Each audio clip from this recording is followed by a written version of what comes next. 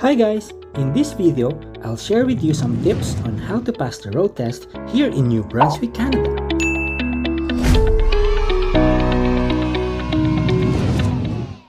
Some of the tips that will be shared in this video are based on my personal experience and first-hand knowledge and may be different from the experience of others.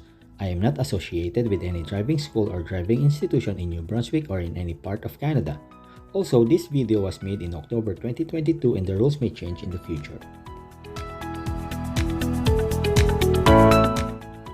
Since I live in Moncton and have taken the road test here, most of the streets that you will see in this video are from this beautiful city.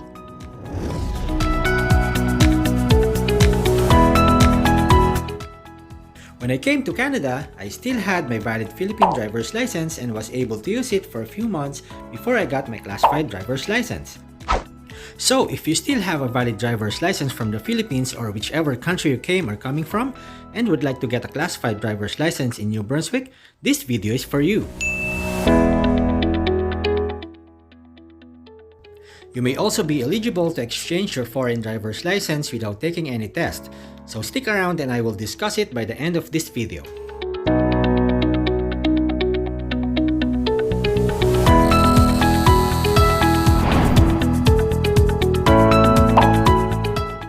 As part of the road test, the vehicle will be checked by the examiner to ensure that it meets the standards set out under the Motor Vehicle Act. The road test will not be conducted if the vehicle is not in satisfactory mechanical condition. So for my first tip, aside from knowing how to drive and ensuring that the vehicle is in good mechanical condition, familiarize yourself with the vehicle's controls and know how to use them. This is especially for those who are going to rent or borrow the vehicle that will be used for the road test. Here are some basic controls in a vehicle that the examiner may check. Headlamps or headlights, make sure you know how to turn it on and switch between low beams and high beams. Rear lamps or taillights, also the brake lights. Signal devices or turn signals, four-way flashers or hazard lights, brakes including the foot brake and the handbrake or the emergency brake, horn, windshields and windows, windshield wipers, and speedometer.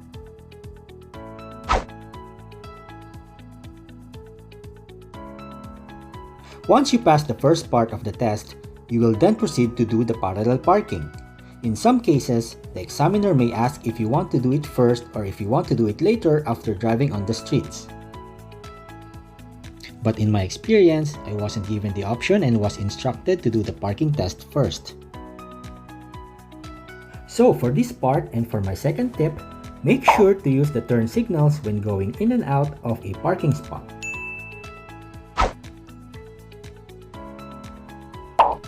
These are the steps on how to do the parallel parking, which can be found in the New Brunswick Driver's Handbook.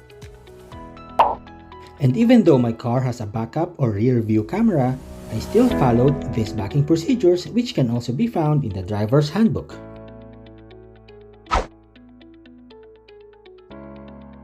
Since I own an automatic transmission vehicle, I set it to park mode first before I inform the examiner that I have finished the parking. In Moncton, where the parallel parking test is being done, you may see a lot of empty parking spots. So another tip is to make sure to avoid crossing those empty spots and still follow the proper lane when driving around the parking lot.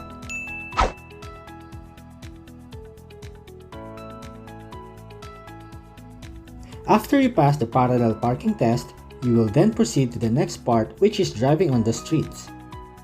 This will test your ability to apply your knowledge of the rules of the road and recognition of road signs.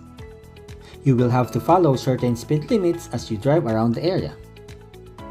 So for my next tip, make sure not to go over the speed limit. Some people say that this could result in auto failure on the road test if you do not strictly follow this rule. But how do we know what the speed limit is? According to the New Brunswick Driver's Handbook, where no speed hazard exists that require lower speed, the speed limits on provincial streets and highways are 50 kilometers or 30 miles per hour in any urban district and 80 kilometers or 50 miles per hour in other locations or otherwise posted. In downtown Moncton, make sure you do not go beyond 50 kilometers per hour. It is also an offense if you drive too slow, as you may block the normal and reasonable movement of traffic. It would be best to maintain your speed between 40 and 50 kilometers per hour, but still depends on the flow of traffic.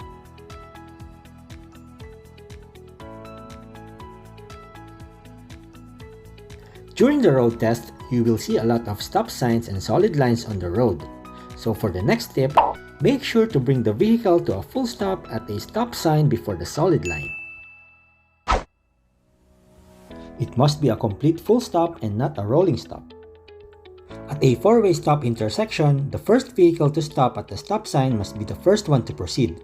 You must wait for at least 3 seconds before moving forward or making a turn.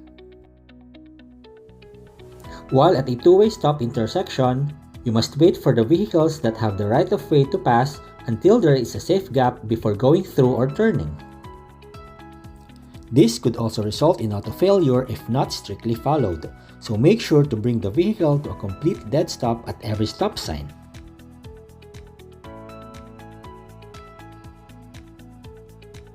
You will also see a lot of pedestrian crossings, especially in downtown Moncton, so remember to yield the right of way to a pedestrian.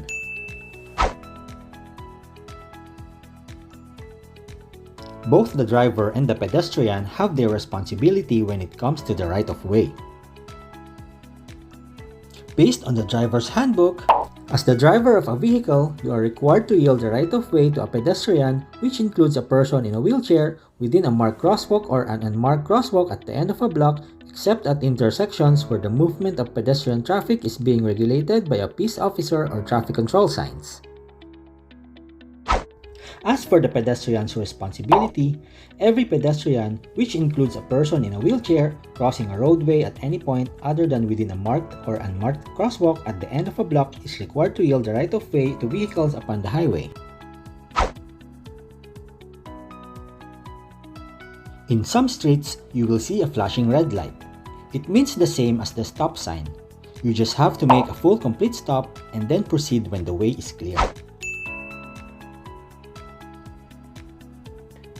A flashing yellow or amber light means you have to slow down and be extra careful of intersecting traffic, whether you have the right of way or not. Proceed with caution. The examiner may also test your knowledge of parking on a hill, whether uphill or downhill.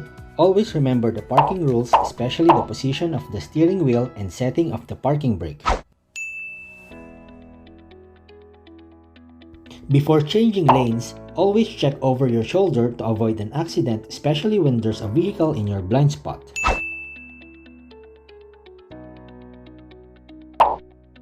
When making a turn at an intersection, make sure to do a proper turn by moving to the lane nearest you.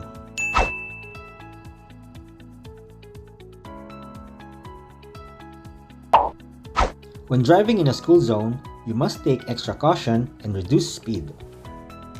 The speed limit for school zones is 50 km per hour in an urban district unless a different rate of speed has been posted.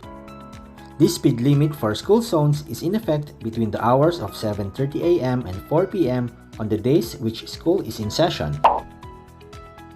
The yellow or amber light above the road sign usually flashes when the speed limit is in effect. If you are approaching a school bus from the front or the rear that has stopped to take on or discharge passengers as indicated by flashing red lights, you must bring your vehicle to a full stop not less than 5 meters or 16 feet in front or rear of the school bus and wait while passengers are embarking or disembarking. You must not proceed until the school bus resumes motion or until signaled by the school bus driver to proceed. If you are approaching a roundabout, you must yield the right of way to traffic already in the roundabout and which is approaching so closely as to constitute an immediate hazard. You must give way to pedestrians and cyclists and always respect the posted speed limit in a roundabout. As you approach your exit, turn on your right turn signal. A driver may cautiously turn right on a red light after signaling and stopping if pedestrian and vehicle traffic will permit, unless a sign prohibits this turn.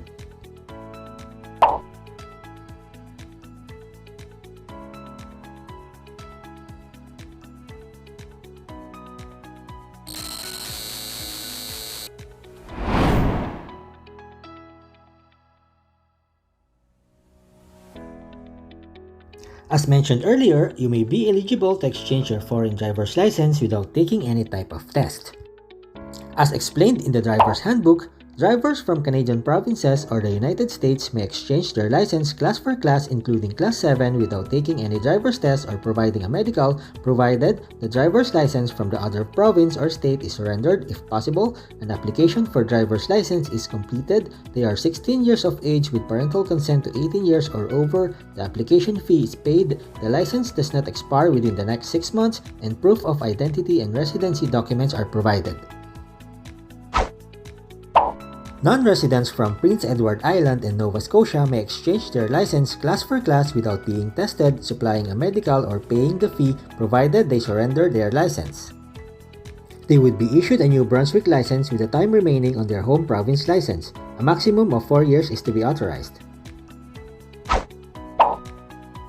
Non-residents from other countries must take a full driver license examination, which includes a vision test, a written examination, and a road test. Exceptions are for those drivers from countries like Austria, Australia, Belgium, Denmark, England, France, Germany, Isle of Man, Ireland, Italy, Japan, Netherlands, New Zealand, Norway, Portugal, Scotland, Republic of Korea or South Korea, Spain, Sweden, Switzerland, Taiwan, Ukraine, and Wales who may exchange for a Class 5 or Class 6 driver's license. If you are from South Korea or Taiwan, additional documents must be provided before you can exchange your driver's license.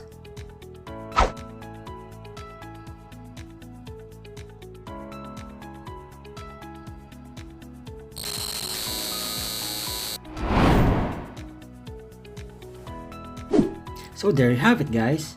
I hope you find this video helpful in passing your road test.